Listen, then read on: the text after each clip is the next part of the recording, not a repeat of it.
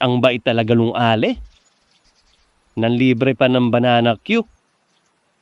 Oo nga, nagpa-soft drinks pa. Abahoy, huwag kayong mahumaling dyan. Yung lolo ko, kakakain ng banana Q. Umabot ng 80 kilos ang timbang. Ang payat naman pala ng lolo mo eh.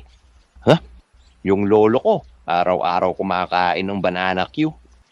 Umabot ng 100 kilos ang timbang. Nagjejeta pa yun. Ngay, Kawawa naman pala yung mga lolo nyo eh. Ipinagmalaki nyo pa. Panay naman pala malnourished yung mga lolo nyo. Wow! Malnourished pa sa'yo yun, ha? Oo. Yung lolo ko araw-araw kumakain ng banana Q. Umabot ng 40 kilos ang timbang. Nya.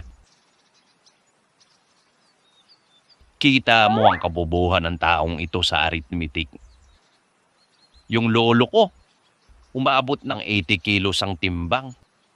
Tapos, yung lolo niya, 100 kilos ang timbang.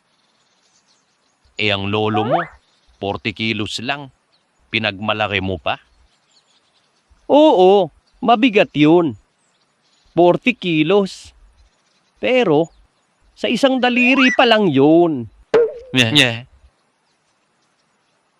Walang nya. Isang daliri lang, 40 kilos. Ano yan? Balyena? Sabi ko sa inyo, mabigat yun eh. Eto, mas mabigat. Aray naku,